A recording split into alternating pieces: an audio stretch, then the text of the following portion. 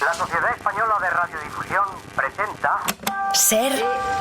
¡Viva la radio! Podcast. Siempre. Acaba una edición de la Seminci marcada por la pujanza del nuevo cine español y por interesantes propuestas de autores europeos que han llevado por Valladolid películas como Sex, La Tutoría o Septiembre dice. Comentamos lo más destacado de este certamen con un ojo puesto también en la sección de documentales y analizamos los estrenos de la semana con los debuts de Paz Vega y Pedro Martín Calero con Rita y El Llanto. En 30 minutos os ponemos al día del cine y las series que hay que ver. ¡Acción!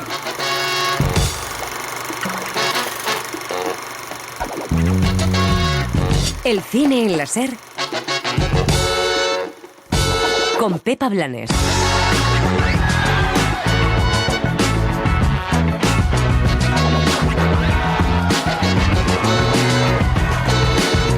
Está siendo este 2024 un año fértil para las óperas primas del cine español. Pedro Martín Calero debuta con El Llanto, una historia de género que habla de la violencia contra las mujeres y que cuenta con Esther Expósito. Tengo miedo todo el rato. Tengo miedo de que esté aquí, ahora, sentado con nosotras. Paz Vega da el salto a la dirección con Rita, una historia íntima de una niña en una familia de un barrio sevillano en los 80 con la sombra del maltrato. A mamá le han robado el monedero. Me cago en mi puta vida. Mira que te lo digo. Cierra el bolso. Cierra el bolso. Pues nada. Bueno, como el que debe llover. Como si nada. Rita es una de las películas de esta Seminci que hoy llega a su fin, donde también ha debutado otra actriz como directora, Marta Nieto, con La mitad de Ana. Yo no pondría tanto el foco en el entorno, sino en que Son encuentre su manera propia de expresarse. Eso no es lo que dice el protocolo. Repasaremos lo que ha dado de sí la Seminci, hablaremos también de estrenos más hollywoodienses como Reagan, el biopic del expresidente y exactor que protagoniza Dennis Quaid y que casi irrumpe en la campaña electoral americana. Por curiosidad, Ron, ¿cuál dirías que es el gran problema de nuestro tiempo? No cabe duda alguna. El comunismo y la Unión Soviética. Hay cine de autor como Sex, una disección de la sexualidad y la masculinidad del noruego Dag Johan Haugerud. Først så visste jeg ikke at det var det. Først så trodde jeg det var Gud. Pleier ikke å huske det jeg drømmer, men dette her husker jeg veldig detaljert. Sitter liksom i kroppen. Y hay historias íntimas sobre la tolerancia y el respeto como Amal, que se ambienta en un instituto de Bélgica donde surge el acoso y la intolerancia religiosa. Esto no trata de dividiros a vosotros. Los creyentes y los no creyentes, los blancos y los negros, los que tienen fe y los que no. Se trata de tolerancia. Y en televisión, estrenos españoles como La última noche en Tremor, lo nuevo de Oriol Paulo para Netflix con Javier Rey y Ana Polvorosa. ¿Cómo puedo imaginar algo tan real y concreto si ni siquiera sé si existe? Puede que no recordaras que lo sabías. Sería lo más lógico, ¿no?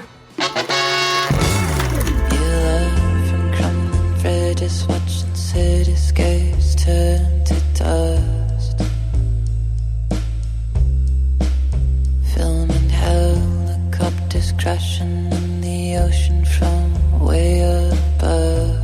Hola, ¿qué tal? Bienvenidas, bienvenidos a El Cine en la Ser. Empezamos repasando lo que ha dado de sí esta edición de la Seminci, que esta noche llega a su fin y en pocas horas vamos a conocer el palmarés de una sección oficial donde ha brillado el cine español y también lo mejor del cine independiente europeo. José Manuel Romero, ¿qué tal? ¿Qué tal, Pepa? Hemos visto los últimos trabajos de Miguel Gómez, la impresionante Grand Tour, también el debut de la dirección de Ariane Lavet con September 6, una historia de duelo y de familia. Ha habido también propuestas del nuevo cine indie americano como Bob Trevino, Like It, o La Tutoría, un thriller psicológico que firma el nieto de Bergman. Making a film about prejudice, it was natural for me to make her a public figure and make you reflect. Hacer una película sobre los prejuicios de las figuras públicas era algo natural para mí. Yo no he sentido prejuicios contra mí, pero sí con mis familiares y cómo la gente busca ver similitudes con mi cine, pero no son prejuicios, decía el joven Halfdan Ullman Tondel. Destaca también la presencia de documentales, por ejemplo, Estado de Silencio, dirigido por Santiago Maza y producido por el actor mexicano Diego Luna. Cuenta la labor del periodismo en su país, México, amenazado por la violencia y la corrupción, y cómo a veces el periodismo libre se paga con la vida. También hemos visto La marsellesa de los borrachos. Es una película de Pablo Gil Rituerto que viene de trabajar nada menos que con José Luis Guerín o Isaki La Cuesta. Cuenta dos viajes durante dos veranos diferentes por España. Uno en 1961 que realizó el colectivo italiano Canta Cronache, que trató de recuperar y grabar canciones antifascistas españolas. Aquel proyecto quedó inconcluso y por eso se realizó un segundo viaje, producido en 2022, que el director ha convertido en este documental donde aparecen músicos como Nacho Vegas o María Arnal. ¿Qué pasaba con esta memoria oral, con esta memoria popular, ¿no? Si y era contraponerla de alguna manera a la memoria del régimen más impositiva, casi escultórica, arquitectónica, ¿no? Que se imponía de otra manera sobre el paisaje, pero que a la vez era inmóvil, ¿no? Y que el paso del tiempo va pasando sobre ella, lo va erosionando y esas estatuas, ¿no? Esos símbolos van perdiendo sentido, se van deteriorando incluso sus materiales. Y en cambio una memoria oral y popular que tiene la capacidad de reactivarse, ¿no? Destaca también Caja de Resistencia, un documental que es también un homenaje al cine combativo y a la resistencia antifascista.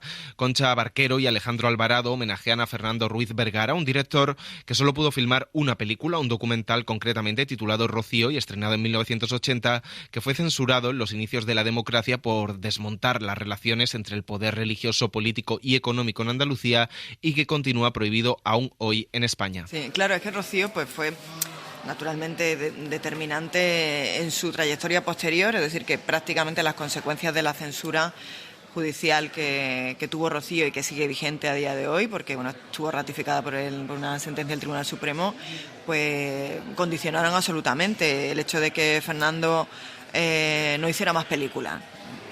Entonces, claro, Rocío tenía que estar ahí, o sea, teníamos que explicar brevemente, ¿no? Y de hecho volver de alguna manera a ella, ¿no? Porque vuelve como recurrentemente a lo largo de la película, ¿no? Como una sombra pesada, ¿no?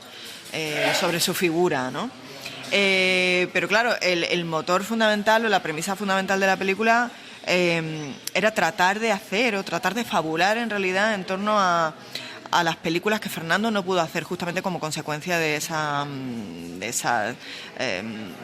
ese silenciamiento, digamos, ¿no? Al que la censura le condujo, ¿no? Por otro lado, películas españolas que centrarán los estrenos de los siguientes meses, también las hemos visto en la Seminci. Son películas diversas, con miradas y propuestas estimulantes como Salve María, la película de Marc Coll sobre la maternidad, o Fin de fiesta, una mirada a la hipocresía y a la inmigración de Elena Manrique, o La mitad de Ana, que es el debut en la dirección de Marta Nieto, con una historia íntima de una madre intentando entender a su hijo trans. Y la conclusión un poco, si existe, porque la película tiene vocación de exploración y de no dar respuestas, porque son temas complejos que no se solucionan con una peli, y no hay nada que solucionar también, por otro lado.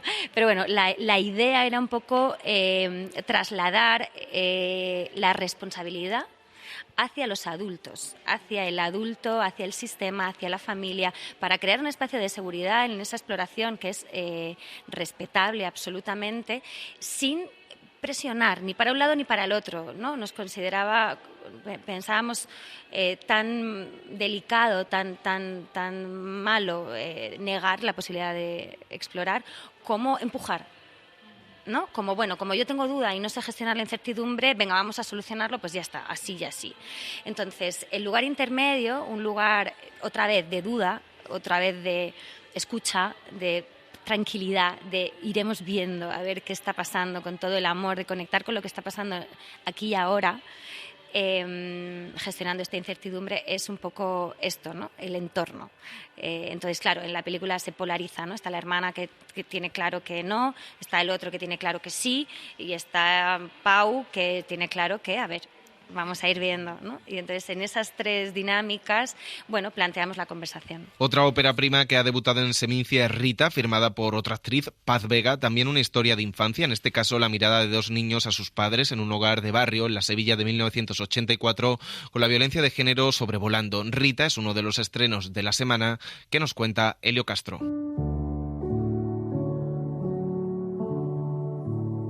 Dice Paz Vega que ha aprendido a dirigir en los sets de rodaje. Ha trabajado a las órdenes de directores como Julio Meden, Vicente Aranda o Pedro Almodóvar, entre otros. He trabajado con directores de todo el lado del mundo y me he tenido que adaptar a muchas situaciones y a muchas circunstancias. De todo, de alguna manera, he aprendido. Pero sobre todo lo que he aprendido es lo que no hacer en el set. Cuando hay un director complicado, un director que a lo mejor no conecta bien con su equipo o no expresa bien sus ideas, o genera mal ambiente en el set, eso está fatal, ¿no? Entonces, eso es lo que tenía claro desde un principio que nunca podía pasar en Rita. Desde hace años tenía en la cabeza dar el salto a la dirección, algo que no ha sido nada fácil porque ha tenido que superar desconfianzas y prejuicios. Sí, ha habido dudas y me he encontrado con noes, con muchos noes. Y bueno, de lo que me enorgullezco es de no haber tirado la toalla, fíjate, porque ha habido momentos de mucho desasosiego y decir, pues que esto va a salir. No me van a dar la oportunidad, no lo voy a conseguir. Pero ahora está feliz. El pasado mes de agosto consiguió estrenar en el Festival de Locarno Rita, su primera película como directora. El pasado domingo la presentó en la Seminci de Valladolid, fuera de concurso, y este fin de semana finalmente ha llegado a los cines españoles. Y feliz, porque pese a todo, tengo que reconocer que he podido hacer la película que he querido. Mi película soñada.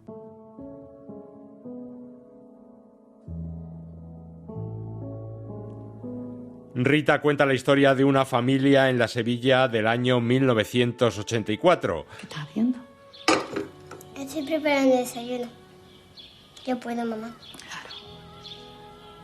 Mi niña se hace mayor. Claro. Ya tengo 7 años. Rita es una niña de 7 años que espera junto con sus hermanos el comienzo del verano, pero al mismo tiempo es cada vez más consciente de la tensión familiar que se vive en su casa. ¡Mari! ¿Qué? ¿No has metido las cervezas en la nevera? ¿No hay? No hay. Ahora con el calor que hace me vas a hacer bajar al bar a por cervezas frías. Tiene cojones la cosa.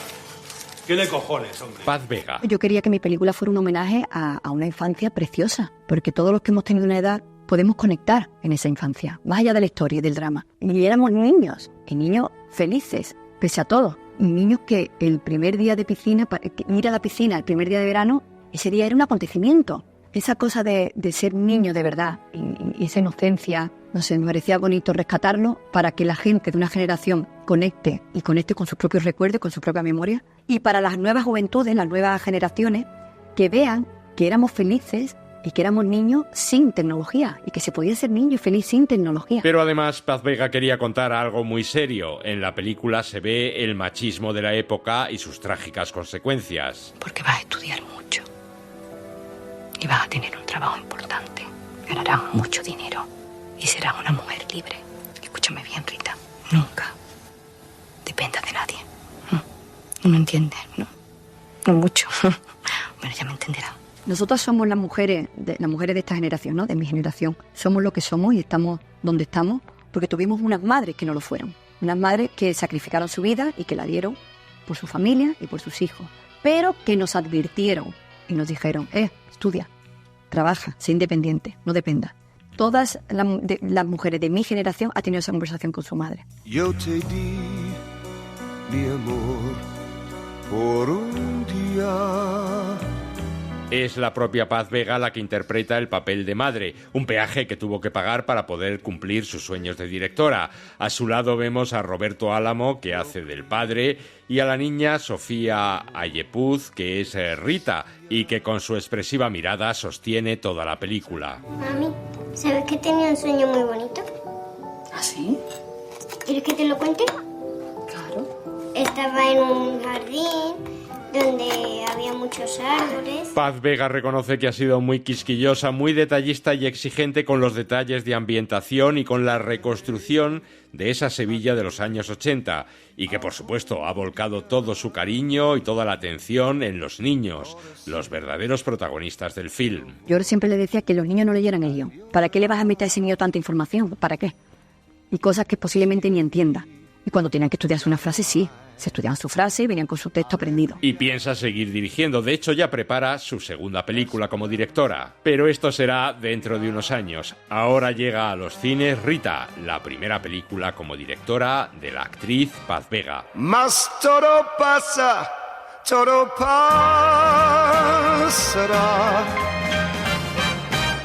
La la la la la la. Seguimos con infancias, traumas y violencias, temas que emergen del llanto. Es otra ópera prima española que viene de ganar premio nada menos que en San Sebastián, el de mejor dirección para Pedro Martín Calero.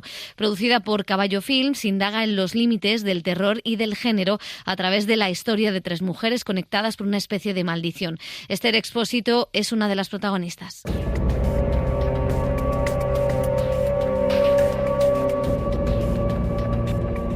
El cine de género ha roto la barrera de los grandes festivales gracias a una nueva generación de directores y directoras que ha revitalizado y dado una nueva dimensión autoral al terror y sus variantes. No entiendo nada.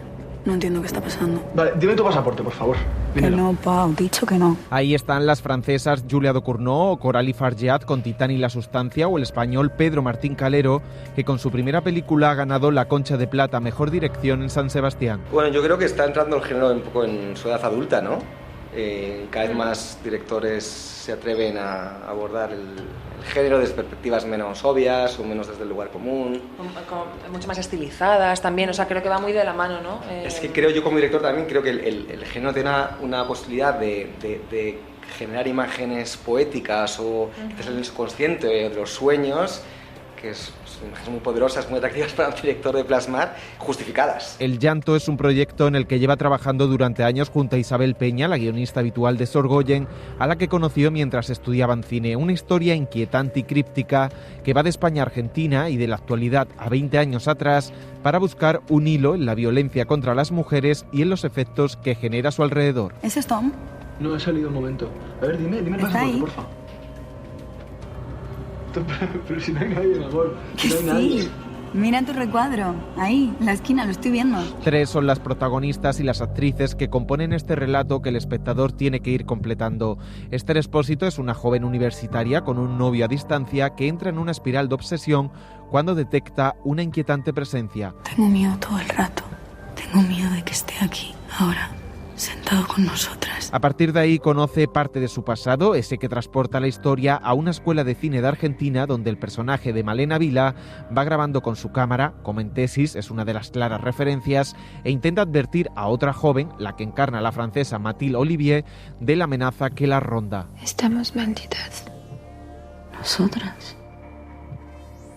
Yo te voy a cuidar. Las 3, en diferentes épocas y escenarios, han escuchado el mismo sonido, un llanto. Es difícil contar más de esta historia que juega con la sorpresa y va dosificando la información para intentar armar el rompecabezas. Por el camino los autores trabajan sobre ideas como la herencia, la maldición o la locura, ítems clásicos del género a los que le dan una vuelta desde una perspectiva más contemporánea. La protagonista habitualmente de género de terror, que está locatis, se ha convertido un poco en un lugar común. Entonces, de alguna manera, es que el género está lleno de lugares comunes. Entonces, nosotros hemos intentado, como entre las muchas pautas que teníamos, sí, era como, vale, si vamos a por ello es para darle una vuelta. Entonces, por ejemplo, La Casa Encantada está en nuestra película. El monstruo terrible está en nuestra película. Y de alguna forma eso también. Entonces, ¿qué hemos hecho?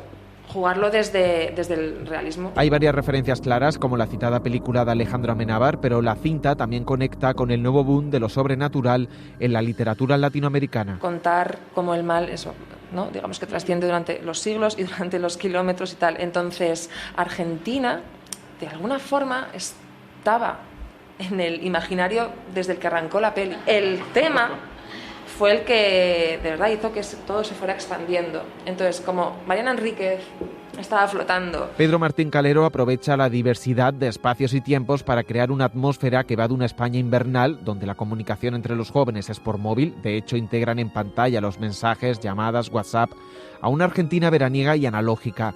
Ese viaje también lo hace la película desde su estética, desde el color, la imagen granulada o la música. Queríamos con la cámara y con la atmósfera plasmar también esas sensaciones y cómo ha cambiado. Y luego, de hecho, también rodamos la parte de Andrea actual en Madrid en invierno y la otra claro, era verano porque fuimos para allá. Eso también afecta un poco a la estética, pero estaba buscado.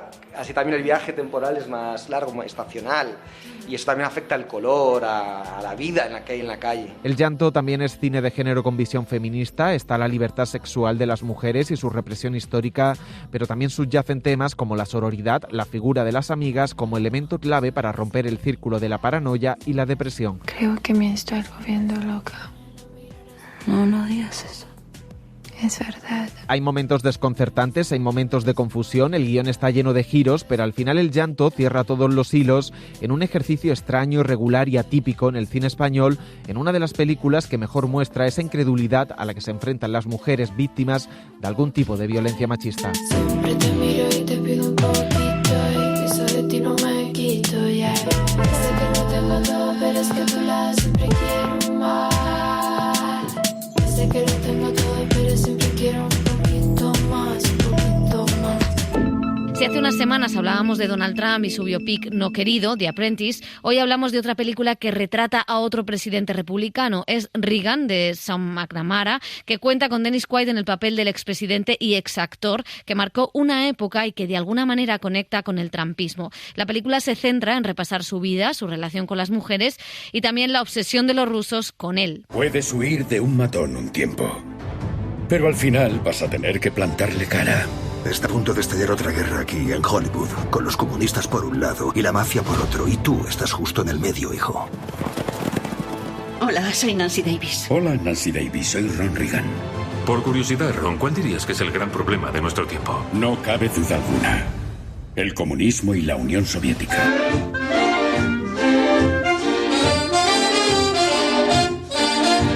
Would you like to swing on a star? Carry moonbeams home in a jar and be better off than you are? Or would you rather be a mule? Del cine de autor hay varios estrenos interesantes. Por ejemplo, Sex es la primera parte de una trilogía sobre las relaciones y el amor que está llevando a cabo el director noruego Dag Johan Hauregud. Es una mirada a qué significa el sexo dentro y fuera de la pareja en la sociedad actual a través de las vidas de dos amigos heterosexuales que empiezan a replantearse sus certezas alrededor de su sexualidad a raíz de dos sucesos que sacuden sus vidas. Uno sueña con David Bowie, el otro mantiene una relación sexual con un hombre sin buscarlo. At det var det, først så trodde jeg det var Gud. Jeg pleier ikke å huske det jeg drømmer, men dette her husker jeg veldig detaljert. Sitter liksom i kroppen. Men du opptatt av David Bowie? Nei, det er jo ikke det hele tatt. El siguiente estreno nos lleva a Japón. Great Absence está dirigida por Kei Chikaura y cuenta la vida de un actor distanciado de su padre desde niño, pero con el que se reencuentra alertado por una llamada de la policía, ya que padece demencia. Ahí indaga en la desaparición de su esposa tras un terrible suceso. El veterano actor Tasusa Fuji ganó el premio de interpretación en la pasada edición del Festival de San Sebastián en 2023. Señor Yoshi Toyama ahora tiene 71 años. Profesor universitario jubilado. Reencontrarme con un padre del que me había alejado, con demencia, que era como otra persona, y su esposa había desaparecido. ¿Me podrías decir dónde está Naomi? Naomi se suicidó. Cogió unas tijeras y se las clavó en el cuello. Y un último estreno, Amal, una película belga sobre una profesora que anima a sus alumnos a leer y a defender la tolerancia, lo que acaba por despertar la ira de una parte de la clase vinculada con el extremismo islámico. En medio de todo eso se produce el acoso a una alumna. Jawad Ralib es su director, nos lo cuenta Mika Cilindro. En un mundo cada vez más polarizado, la tensión entre la vida moderna y la religión crea debates sobre cómo nuestras creencias influyen en nuestros valores en la sociedad actual. En el Islam, esta dicotomía tiene una expresión, din wa dunya. Esto no trata de dividiros a vosotros. Los creyentes y los no creyentes, los blancos y los negros, los que tienen fe y los que no. Se trata de tolerancia. Amal es el título de este largometraje de ficción y también el nombre de la protagonista, una profesora de literatura francesa en un instituto belga. Su clase es un claro reflejo de la diversidad que hay en el mundo, con un alumnado de diferentes rasgos, procedencias y formas de pensar. Vamos a aprovechar para hacer una prueba. El que haya sufrido racismo al menos una vez en la vida, que levante la mano. Yalila, interesante. Ryan, que dejen la mano arriba. A los que han llamado ladrones, terroristas. Un grupo de jóvenes radicales islámicos empiezan a acosar a una compañera de clase por su orientación sexual. Amal, en lugar de castigar los actos de estos alumnos, decide utilizar su posición de profesora para educarles, mostrándoles un enfoque de la religión no tan asfixiante. Para ello, utiliza los versos de un poeta árabe musulmán que no tenía miedo de hablar sobre su homosexualidad abiertamente. Es cierto que hablamos de ella, pero porque no entiendo que de la noche a la mañana cambie de estilo. Ahora lleva tatuajes y para nosotros no están permitidos. Es haram. ¿Para vosotros? Así que habéis agredido a Monia porque ha decidido cambiar de estilo, ¿no? ¿Nos parece una reacción un poco extrema? El director de la película es Jawad Ralib, un documentalista marroquí afincado en Bélgica. Sus obras, como Cuando los árabes bailaban o Elegido, son conocidos por su compromiso social y su capacidad de abordar temas complejos con gran carga de denuncia. En este caso, reflexiona sobre cómo la educación es la base de nuestros conocimientos y valores y de la importancia que tiene en la creación de nuestra identidad. El respeto que se tiene hacia el oficio del profesor se ha perdido. Después del caso de Dominique Bernard, aquel profesor que fue asesinado en Francia por un alumno radical, hemos visto que el profesorado se siente acosado y abandonado desde hace algunos años.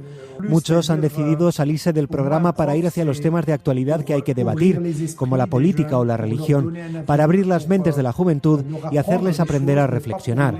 Para mí era importante que mi personaje lo viviera desde el punto de vista de un profesor o una profesora, porque la escuela sigue siendo la base de todo. Y si queremos salvar a los niños y a las niñas para que no caigan en este tipo de radicalismos, hay que pasar por la educación y por los profesores, dirigirnos hacia eso. Aunque Amal sea una ficción, tiene fuerza documental gracias a la mirada veraz de Khalid sobre el fanatismo islámico.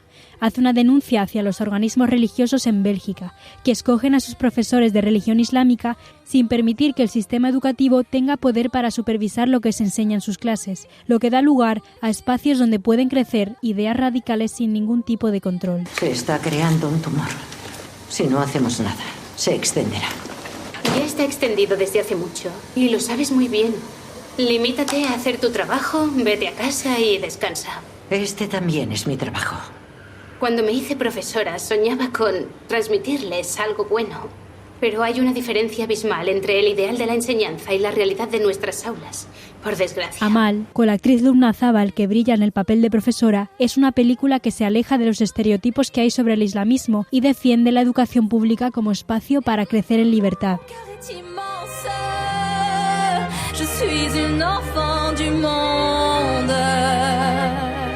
El cine en la SER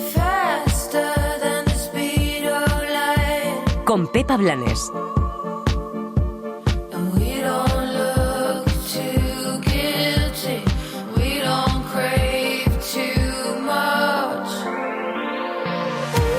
Semana de estrenos españoles también en televisión. Netflix lanza la última miniserie de Oriol Paulo, La última noche en Tremor, un thriller psicológico inspirado en el bestseller de Miquel Santiago. Dani Garrán, ¿qué tal? Hola Pepa, después de El inocente y Los renglones torcidos de Dios, Oriol Paulo sigue adaptando obras literarias y ahora lo hace con La última noche en Tremor, donde cuenta la historia de un compositor en crisis que se recluye en un pueblo costero en el que, tras una tormenta, comienzan a sufrir espeluznantes visiones. ¿Por qué de todos los lugares que hay en el mundo decidiste venir aquí? Porque necesitaba estar cerca de casa. Un sitio así, tranquilo, para inspirarme y poder componer. Así que cogí un mapa a lo loco. Cerré los ojos, puse el dedo, salió Tremor. Javier Rey es el protagonista de esta miniserie, en la que comparte traumas pasados con Ana Polvorosa. Willy Toledo y Pilar Castro son sus enigmáticos vecinos. Hemos hablado con los actores sobre cómo han preparado un rodaje muy duro, de 8 meses, en el que han tenido que crear personajes llenos de traumas sin resolver. Esto decía Javi Rey sobre la intensidad con la que ha trabajado. Las personas que más tiempo hemos estado en el 2023 hemos sido nosotros con el equipo.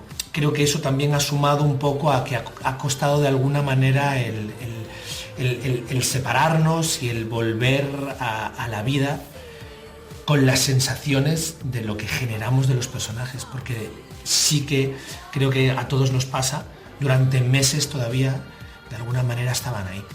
Y siguen estando. Prime Video ha estrenado la segunda temporada de Citas Barcelona, 5 días después de su estreno en TV3. Historias autoconcluyentes, personajes que se conocen por internet, que buscan el amor, un escarceo sexual o simplemente alejarse de la soledad. Entre los actores y actrices que participan podemos ver a Yolanda Ramos, Asier Echandía, Verónica Echegui, Natalia Tena, Ana Castillo y Ricardo Gómez. Entonces, ¿cuál es ahora el emoticono que más se usa para ligar? El fuego. El fueguito. Fueguito. Guiños, corazones. Lo hacen para ponerme a prueba. Los van cambiando para que yo no... Exacto. Los van cambiando por ti. Ya. Para molestar.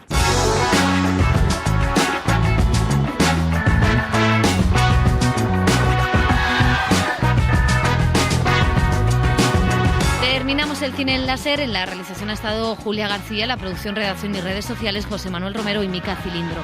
Y nos despedimos con Jules Sejim, película de François Truffaut sobre la pareja y las relaciones. Este mes de octubre se cumplen 40 años de la muerte del director. A él, por cierto, le homenajeaba Jonás Trueba en Volveréis. Adiós. Qué noche he pasado.